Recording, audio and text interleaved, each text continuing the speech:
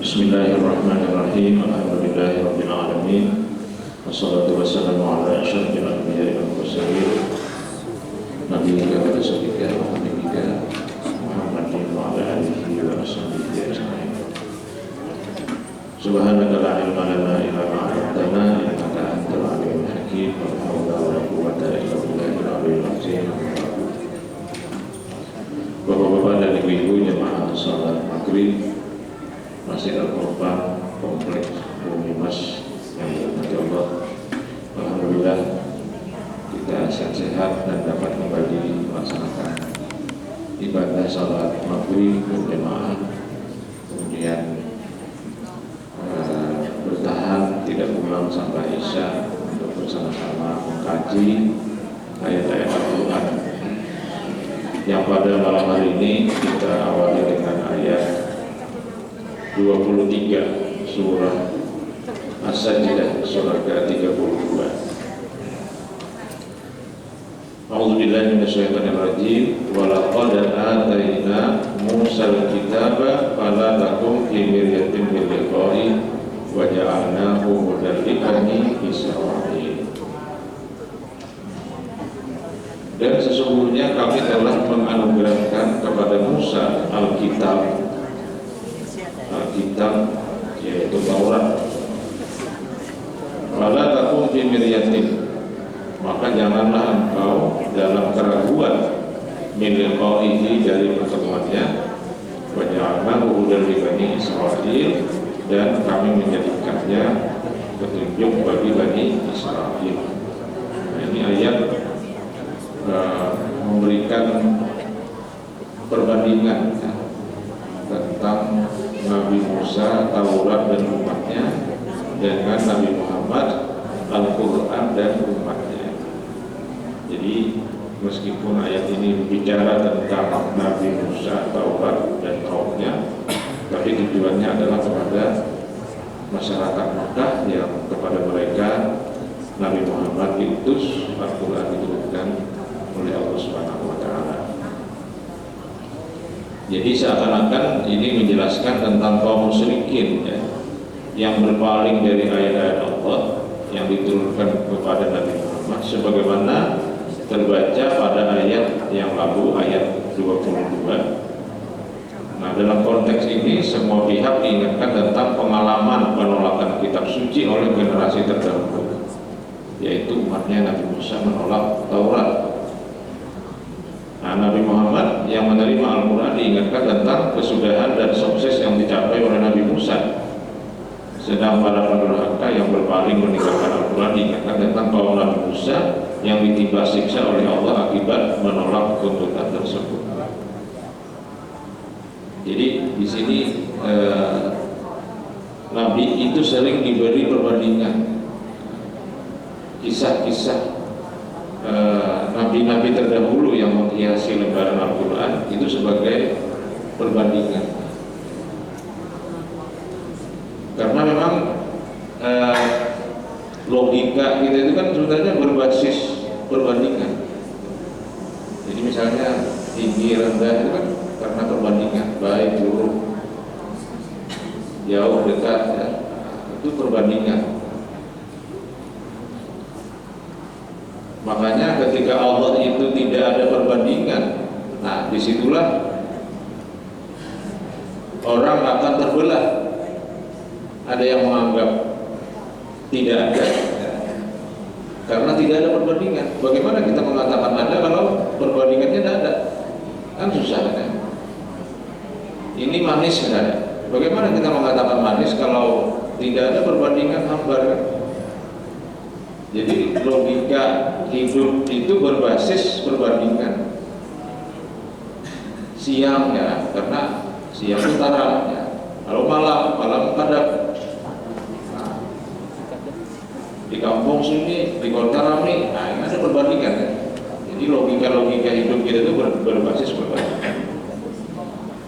Maka ketika Allah memperkenalkan dirinya dengan kalimat walam yakul lahu kufuwan ahad, maka banyak yang tidak percaya karena menggunakan logika perbandingan. Mungkin juga orang tidak percaya dengan ajaran Nabi kita karena orang tidak menggunakan logika perbandingan. mengapa Al-Quran itu berbicara tentang hal-hal yang terjadi sebelum Nabi Muhammad. Nabi-nabi mulai Nabi Adam, 2 orang anaknya yang berkelahi, Qabil dan Habil. Kemudian cerita Nabi Nuh dan umatnya, panjang-panjang ceritanya. Nabi Musa, Nabi Soleh dengan ontanya, dengan mukjizat binatang yang berasal dari batu jadi binatang onta. Kemudian Nabi Musa seperti di sini, Nabi Musa juga sangat panjang ceritanya. Nabi Ibrahim dan keturunannya, Bani Israil, anak-anak Yakub yang berjumlah 12. Nabi Yusuf sebagai penerus kerajaan atau pembimbing masyarakat Mesir, itu panjang-panjang kisahnya, melebihi daripada kisah Nabi Muhammad sendiri. Kalau kita melacak penyebutan Nabi Muhammad di dalam Al-Quran, itu hanya 5 kali kan. Wa ma Muhammadun illa rasul, maka Muhammadun aba ahadin min rijalikum, Muhammadar Rasulullah walladzina ma'ahu asyiddaw 'alal kuffar. Kemudian di dalam surah Muhammad sendiri, wa ma nuzila 'ala Muhammadin, 4 kali. 1 kali disebut Ahmad dalam surah As-Saff ketika Allah berbicara kepada Bani Israel. Tapi nabi yang lain itu berulang-ulang. Nah ini, jadi sepertinya yang banyak dibicarakan oleh Al-Quran itu adalah perbandingannya tentang perbandingan nabinya, perbandingan Nabi Muhammad dan ajarannya. Nah seperti terbaca di dalam ayat 23 ini, walaqad ataina Musal kitab fala taqum bi miryatin min liqa'in wa ja'alnahu hudan li bani Israil. Dan sesungguhnya kami telah menganugerahkan kepada Musa Alkitab yaitu Taurat, maka janganlah engkau hai Nabi Muhammad dalam keraguan, yakni tetaplah seperti keadaanmu sekarang, tidak ragu dari pertemuannya, dan kami menjadikannya, yakni menjadikan kitab Taurat itu petunjuk bagi Bani Israil. Nah cuma karena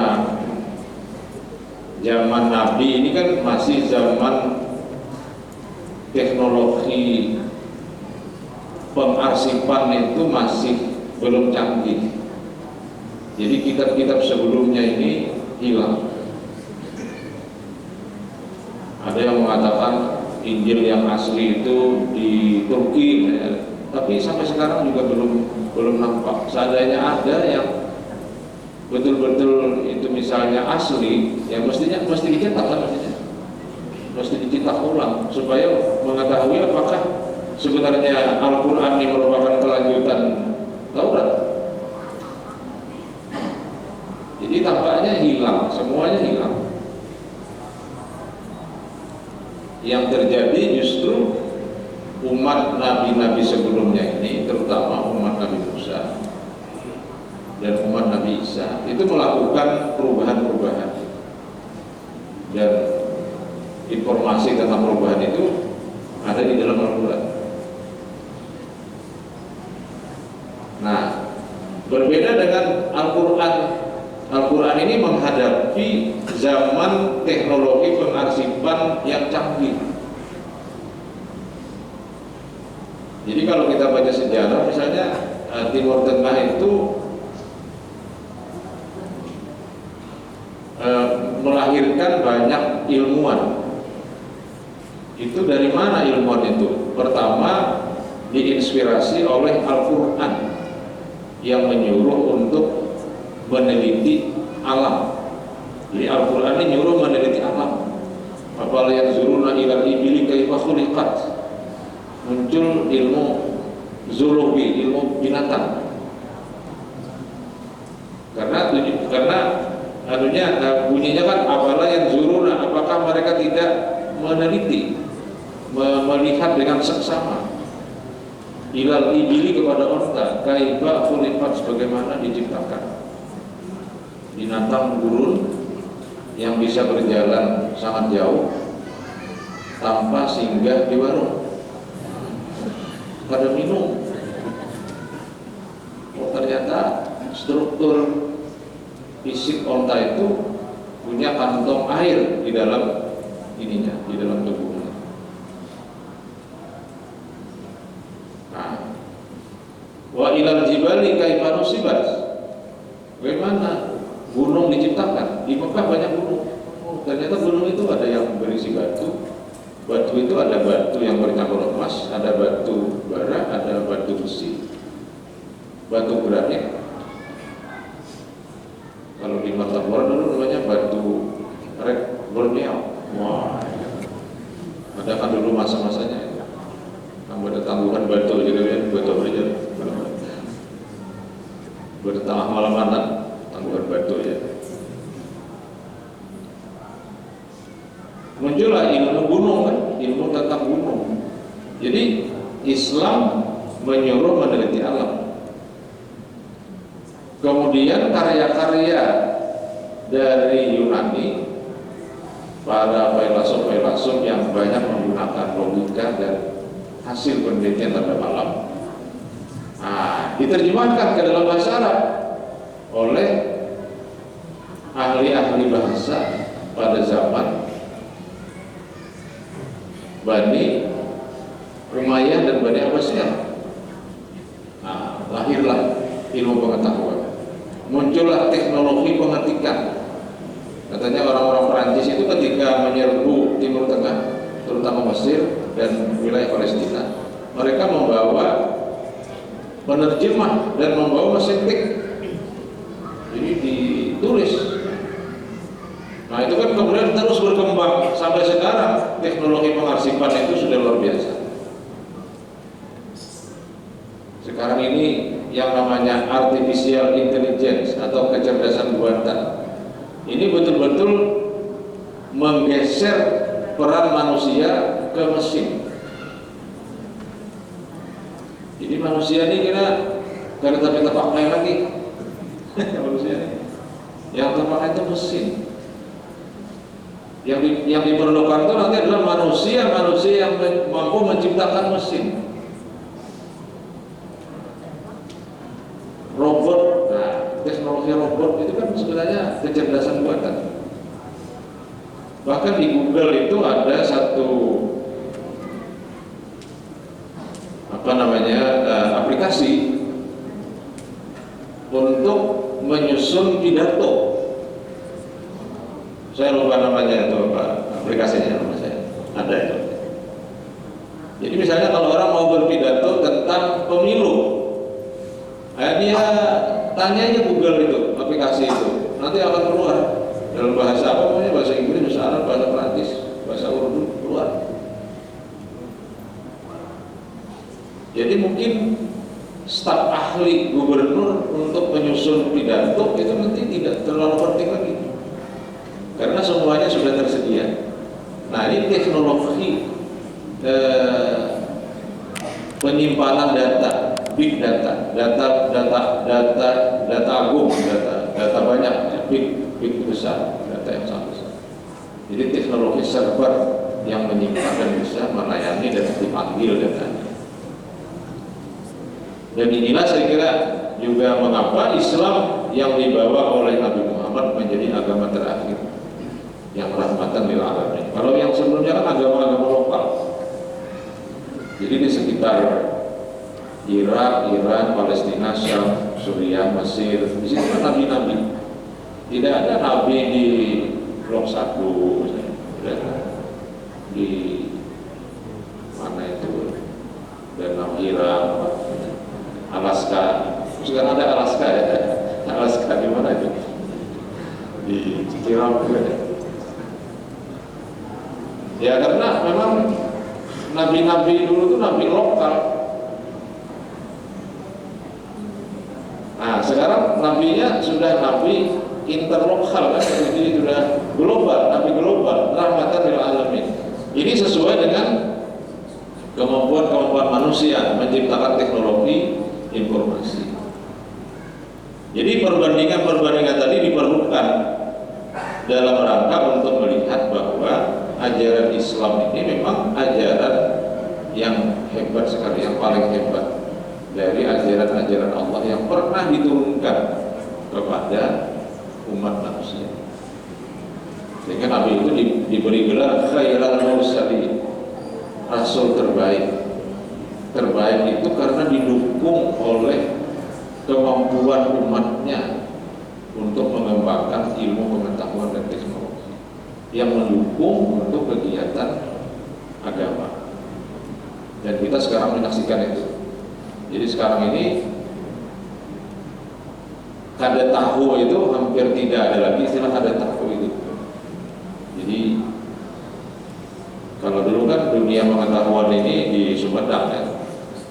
Sumedang tuh banyak tahu ya. Hanya dunia pengetahuan di Sumedang, tahu Sumedang. Tapi sekarang dunia pengetahuan itu sudah ada di tangan kita, pengetahuan itu melalui Google dan sebagainya. Nah, hanya persoalan sekarang ini adalah apa yang disebut dengan sanad. Nah, jadi memang dalam ilmu agama itu ada namanya sanad. Sanad itu rentetan perawi. Rentetan perawi. Tapi rentetan perawi sanad ini menggunakan sistem manual orang.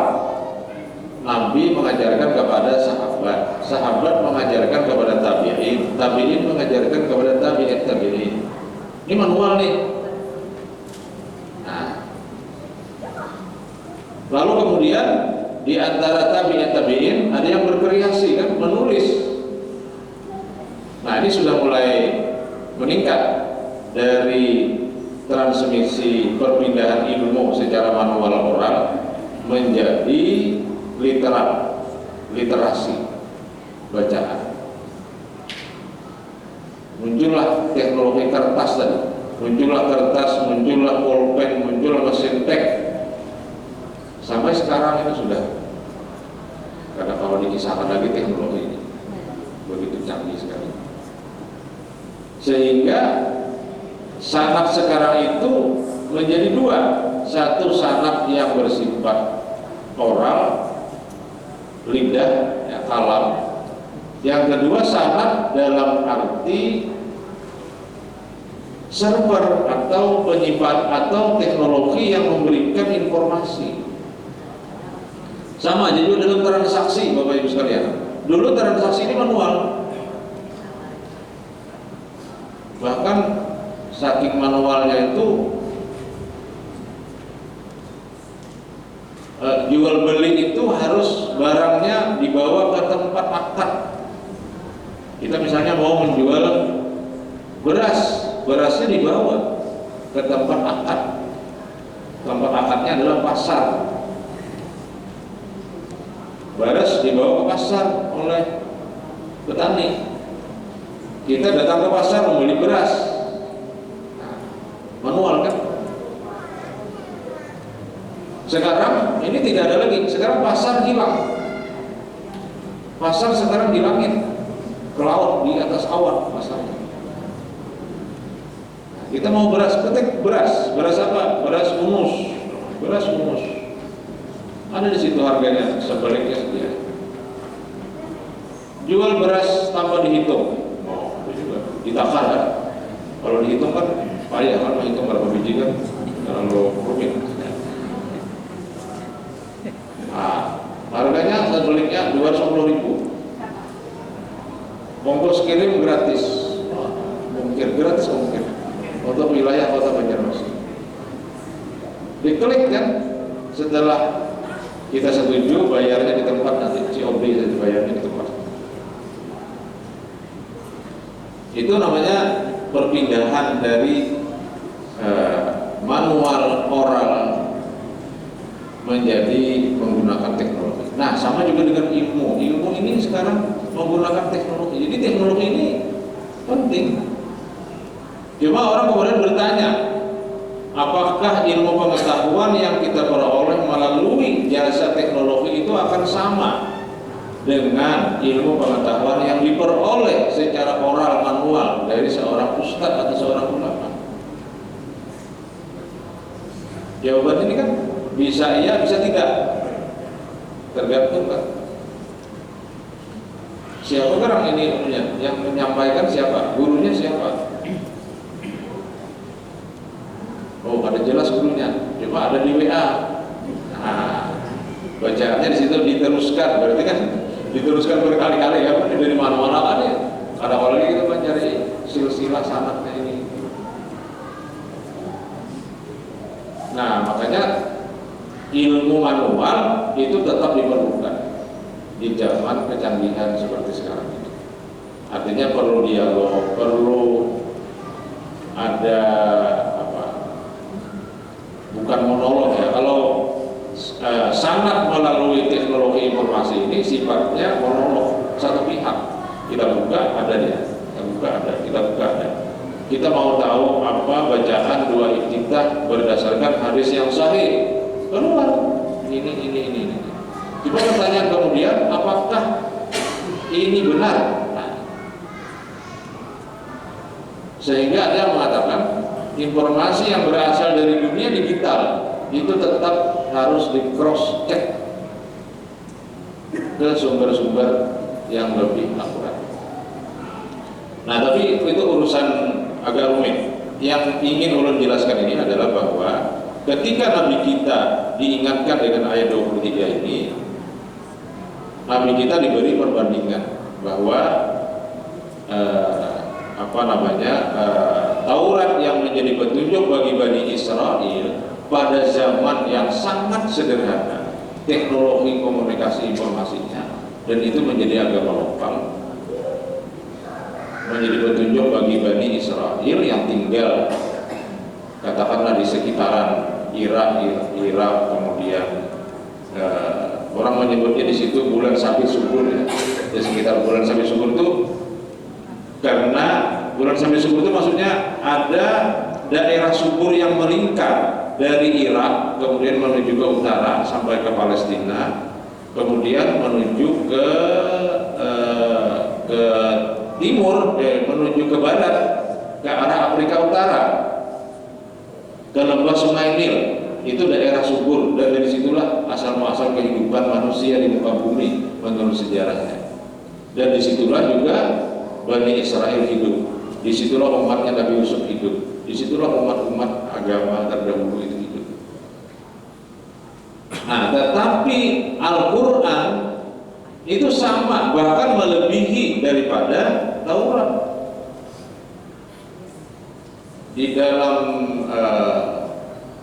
surah As-Saff itu kan ada ayat surah As-Saff ya, yang ayatnya itu wa iz qala Isa bin Maryam ya bani Israila inni rasulullah ilaikum musaddiqan lima baina yadayna Taurat wa mubasysyiran bi rasulin min ba'di ismuhu Ahmad. Jadi Isa itu mengatakan kepada Bani Israel, Isa ini kan pelanjut Musa juga kan, umatnya sama Bani Israel juga. Apa katanya? Ini kata Nabi Isa, ini sesungguhnya aku Rasulullah ilaikum, utusan Allah kepada kalian, meneruskan risalah Nabi Musa. Musaddiqan lima baina yadayya, mengakui wahyu yang ada di hadapan kita, minat Taurat, yaitu Taurat. Jadi Taurat itu kuakui sebagai wahyu yang benar. Tentu Injil juga kan menyertainya, karena Nabi Isa Injil. Wa mubasysyiran bi rasulin, dan aku mengabarkan akan seorang rasul yang datang min ba'di, setelah aku tiada, itu akan datang seorang rasul lagi. Jadi aku bukan rasul terakhir. Ismuhu Ahmad, namanya Ahmad. Mufassir sepakat mengatakan yang dimaksud itu adalah Nabi Muhammad. Walau maja bil bayyinah qalu hadza sihrun mubin. Tapi umatnya mengatakan ini sebuah keanehan yang nyata, sihir itu keanehan. Mereka tidak percaya. Mereka mempercayai Nabi Isa itu adalah agama terakhir, atau bahkan mungkin mereka sebagian tidak mengakui Isa sebagai nabi terakhir, tapi yang diakuinya adalah Musa sebagai nabi terakhir. Nah, jadi agama-agama sebelumnya itu lokal, tapi agama Nabi Muhammad itu global, dan itu didukung oleh kecanggihan teknologi informasi. Hanya tadi persoalannya soal sanad ilmu yang diajarkan dalam Islam itu kemudian menjadi persoalan ketika masuknya teknologi informasi. Dan para ahli mengatakan apa yang kita dapatkan dari informasi dari teknologi ini belum final, tetap harus dilakukan cross check. Karena ini semuanya instan, Bapak Ibu sekalian. Kemungkinan masuknya informasi-informasi bohong, hoax itu ada. Jadi tidak murni. Nah, memang juga manusia bisa juga memberikan informasi yang hoax. Nah, sehingga di sini yang diperlukan bagi kita yang hidup pada generasi milenial, generasi artificial intelligence, generasi kecerdasan buatan, itu adalah memperbanyak sumber. Oleh karena itu guru jangan sikung. Nah, kan ada kadang-kadang pengajian nih, kita gurunya segini ya, bilang pada sini jangan melekat, jangan, karena masing-masing guru ini akan menjadi cross check dari berbagai informasi. Jadi diperlukan pada era teknologi ini sebanyak mungkin sumber. Memang melelahkan ini maksudnya ini kayak apa juga judulnya lihat, guru sini kayak ini, guru sini kayak ini. Nah, itu memerlukan energi yang luar biasa dari kita yang ingin mencari kebenaran. Tapi pada sisi lain itu mendukung terhadap kehausan informasi. Kita yang ingin mendapatkan kesimpulan dari berbagai perbandingan itu malah menyenangkan. Kita datang ke sini, gurunya ini, datang ke sini, gurunya ini, kita nanti akan menyimpulkan. Sehingga kebenaran itu berdasarkan kesimpulan yang kita cerna masing-masing ya. Nah, ini yang dapat kita pahami Bapak Ibu dari ayat 23 ini, di mana Allah memberikan perbandingan. Dalam ayat ini memang ada kata-kata bala takum fi miryatin min liqa'ih ya. Janganlah engkau dalam keraguan dari pertemuannya. Ini karena kata ganti pada kata liqa'ih atau dhamir dapat mengandung beberapa kemungkinan arti. Pertama, pertemuan dimaksud adalah penerimaan Nabi Musa terhadap Taurat. Jadi bala takun, janganlah engkau hai Muhammad fi miryatin ragu min liqa'ih, bahwa Musa memang telah mendapatkan Taurat. Itu satu. Jadi wahai Nabi Muhammad, jangan ragukan adanya Taurat yang diterima dengan penuh sukacita oleh Nabi Musa. Ini untuk mengcounter adanya sebahagian umat Islam atau mungkin umat Nabi Isa yang tidak percaya dengan Taurat ini. Lalu Allah menegaskan bala takun fi miryatin min liqa'ih. Musa itu tidak diragukan, dia benar-benar menerima Taurat. Nah, itu pendapat yang lebih kuat. Jadi yang dimaksud dengan pertemuan itu pertemuan Musa dengan Taurat.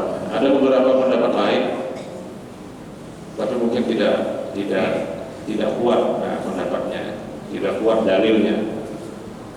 Wa ja'alnahu hudan li bani Israil, dan kami menjadikan Taurat hudan li bani Israil, petunjuk bagi Bani Israil. Yang dijadikan petunjuk di sini maksudnya adalah kitab Taurat, karena beliau tampil dengan aneka bukti sehingga kehadiran beliau bagaikan kehadiran petunjuk itu sendiri. Di samping juga yang menjadi petunjuk ini pembawa Tauratnya. Jadi sama dengan Nabi kita. Nabi kita itu Al-Qur'annya menjadi petunjuk. nabinya juga jadi petunjuk. Kita menyebutnya hadis. Hadis itu artinya peristiwa. Peristiwa itu artinya bisa perbuatannya, namanya hadis fi'li, bisa perkataannya, namanya hadis qauli, bisa diamnya, persetujuannya, namanya hadis takriri, bisa cita-citanya yang belum tercapai karena meninggal dunia, namanya hadis hammi. Sehingga hadis itu ada 4, qauli, fi'li, takriri, dengan hammi. Ketika hadis-hadis ini menjadi bagian dari kebiasaan Nabi, maka itu namanya sunnah. Jadi sunnah itu hadis yang menjadi kebiasaan Nabi.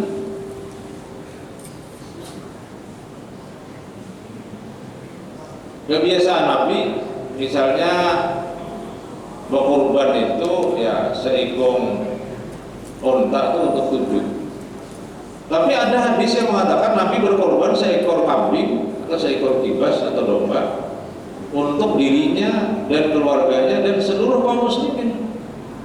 Itu namanya hadis, tapi tidak sunnah. Nah ini. Nah di sini terdapat perbedaan nanti. Apakah kalau hadis yang bukan sunnah itu boleh kita ikuti, ataukah itu menjadi khususiat Nabi? Ada yang mengatakan khususiat. Khususiat itu artinya pemberlakuan istimewa untuk beliau oleh Allah.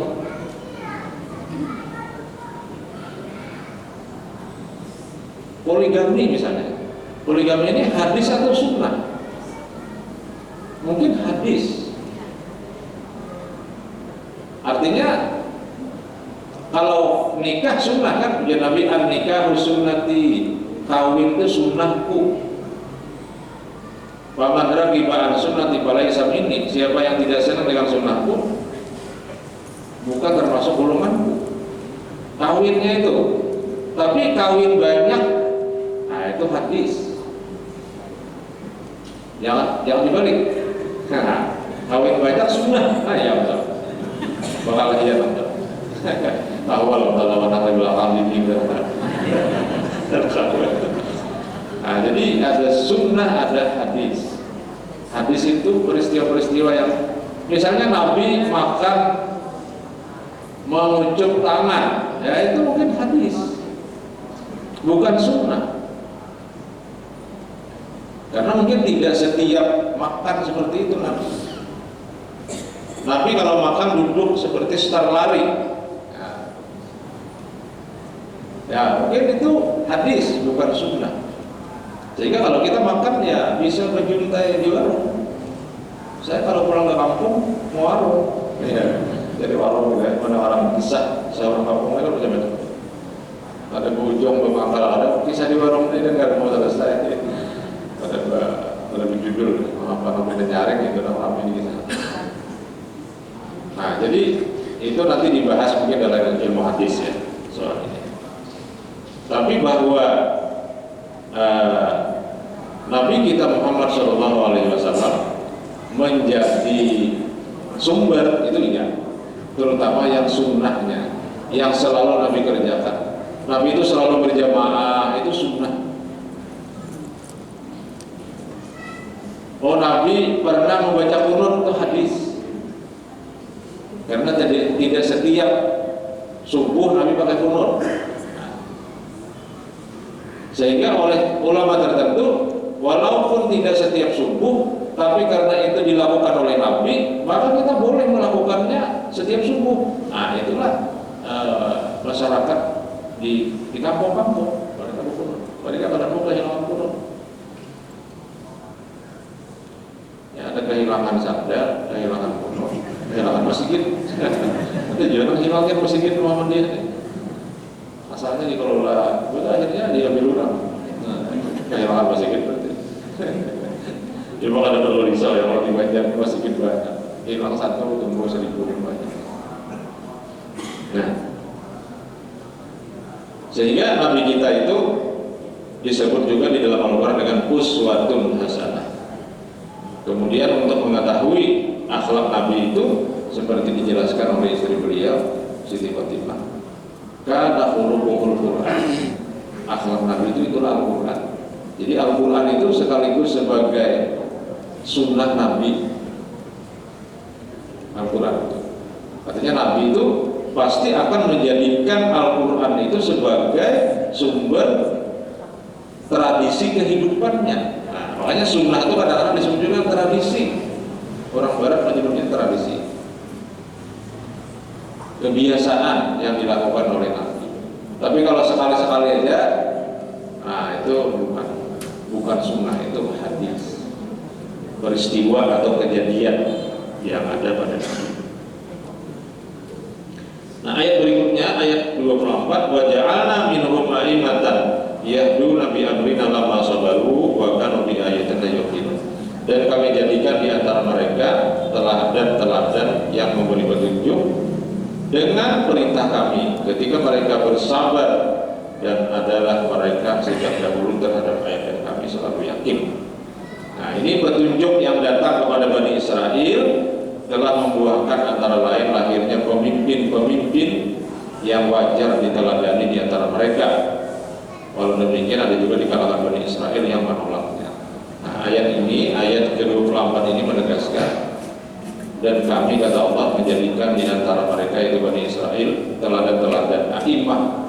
A'imah itu teladan-teladan, pemimpin-pemimpin yang menjadi teladan, baik sebagai nabi maupun ulama-ulama yang memberi petunjuk kepada masyarakatnya serta mengantar mereka menuju kebahagiaan dan kesejahteraan hidup dengan berdasar perintah kami. Yahdu nabi amrina. Kami menjadikan mereka demikian ketika yakni disebabkan karena mereka bersabar dan tabah menghadapi tantangan itu untuk melaksanakan tugas mereka, dan adalah mereka sejak dahulu terhadap ayat kami secara khusus selalu yakin. Nah, di sini menunjukkan bahwa banyak para nabi dan ulama itu lahir dari Bani Israel. Sehingga ada yang mengatakan Bani Israel ini adalah generasi yang hebat. Memang kalau kita baca sejarah Nabi Ibrahim ya, kan mulainya Nabi Ibrahim ini pangkalnya ini kan. Ibrahim ini kan punya istri 2 atau 3 ya, ada yang bilang 3 ya. Tapi yang terkenal dalam Al-Quran kan 2 ya. Satu Siti Hajar melahirkan Ismail, kedua Siti Sarah melahirkan Ishak ya. Nah, Ishak melahirkan Yakub, Yakub melahirkan Yusuf. Nah, ini namanya a'imah. Jadi lahir nabi-nabi bergenerasi dari keturunan Nabi Ibrahim ini. Nah, Yakub melahirkan Yusuf tadi. Kemudian di situ lahir tadi Siti Hajar melahirkan Ishak, Ishak melahirkan Yakub, Yakub melahirkan Yusuf. Nah, di antara yang disebut dengan Israel itu adalah Nabi Yakub. Jadi Yakub itu disebut dalam bahasa Ibrani dengan Israel. Kalau tidak salah, Il itu artinya malam kalau tidak salah, tapi bisa dilacak. Isra itu nabi, pemberi petunjuk. Jadi rupanya Sidin itu mungkin ya sebagai seorang nabi yang tidak mengenal lelah untuk berdakwah siang dan malam, sehingga mereka menyebutnya ini adalah nabi malam. Karena kan Israel, Ismail, Il itu artinya malam dalam bahasa Ibrani. Jadi itu merupakan gelar nama beliau adalah Yakub. Lalu digelar Israel. Lalu ada anak-anaknya yang berjumlah 12. Anak-anak itu bahasa Arab Bani. Jadi Bani Israel. Sama dengan Bani Adam. Bani itu artinya keturunan generasi.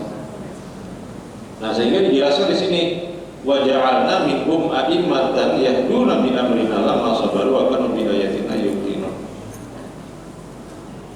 Jadi di antara mereka itu berarti kan tidak semuanya, tidak semua dari Bani Israel itu dijadikan teladan. Bahkan ada juga di antara mereka yang tidak demikian, bahkan menolak ajaran Nabi Musa. seperti yang tadi dikatakan di ayat 23 ya. Sehingga terjadi perbedaan pendapat di antara umat beliau dan baru akan diselesaikan perbedaan itu kelak di hari kemudian, sebagaimana nanti dijelaskan pada ayat 25, inna rabbaka wa yafsilu bainahum yaumal qiyamah bima kanu fihi yakhtalifun. Sesungguhnya Tuhanmu yang akan memisahkan di antara mereka pada hari kiamat tentang apa yang selalu mereka perselisihkan. Ini menunjukkan bahwa umatnya Nabi Musa itu beda-beda juga, banyak mazhabnya juga. Nanti Allah yang akan menafsir ya. Yafsilu bainahum yaumal qiyamah. Mungkin di dunia ini juga di antara mereka itu kekerasan juga, jadi singgung kayak ini, jadi singgung ada ini. Sehingga ditegaskan dalam ayat 25 ini. Nah, a'imah itu bentuk jamak dari kata imam. Imam sama dengan amam ya, artinya di depan. Dan dan umun, artinya ibu. Siapa yang di depan biasanya diikuti atau dijadikan teladan. Dari sini atau ibu menjadi tempat rujukan, yaitu tempat kembalinya seorang anak. Jadi ibu itu disebut dengan umun, itu satu akar kata dengan aimatun, imamun, rujukan, sesuatu yang ditiru. Karena ibu itu merupakan tempat kembalinya seorang anak, terutama anak yang masih kecil. Imam demikian juga, ia diteladani dalam sikap dan perbuatannya. Nabi SAW tidak lain tujuan dari adanya imam kecuali agar ia diteladani. Wa makanal imamu illa liyutamma, kata Nabi. Ini hadis dipakai juga dalam sholat ya. Tidaklah imam itu kecuali diikuti, maksudnya ada boleh diimbai. Sehingga dalam aturan sholat berjamaah, imam itu harus lebih dulu daripada makmum.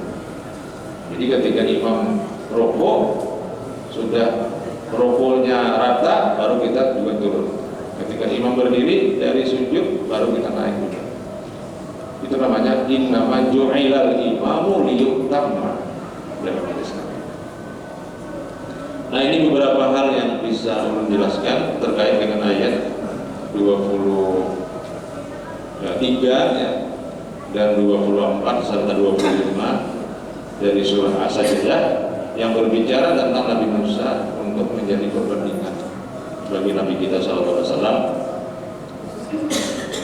dan terutama bagi kita umat Nabi SAW melihat bahwa ajaran Nabi Muhammad jauh lebih futuristik. Misalnya futuristik itu artinya menjangkau masa depan, dan dia menjadi agama global, dan itu ditopang oleh kecanggihan ilmu pengetahuan dan teknologi di bidang komunikasi, transportasi dan lain-lain, sehingga syiar agama Islam itu sudah menjamak ke seluruh dunia. Bahkan model-model dakwah sekarang juga menggunakan media sosial, Facebook, Instagram, dan lain-lain.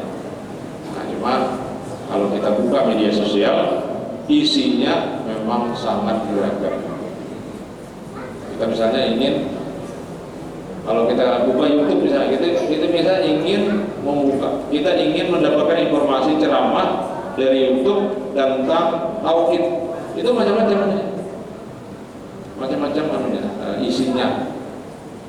Jadi kadang-kadang justru membingungkan. Nah, makanya itu tadi diperlukan sekarang banyak referensi atau sumber, baik dari guru atau dari buku atau dari kitab ya, untuk memastikan sesuatu itu benar-benar meyakinkan kebenarannya. Ini yang dapat menjelaskan, selebihnya bisa kita telah di ayat 23, 24, 25 surah ke-32 surah As-Sajdah. Hadanallahu wa iyyakum ajma'in. Subhanaka rabbana wa bihamdika asyhadu an la ilaha illa anta astaghfiruka wa atubu ilaik. Assalamualaikum warahmatullahi wabarakatuh.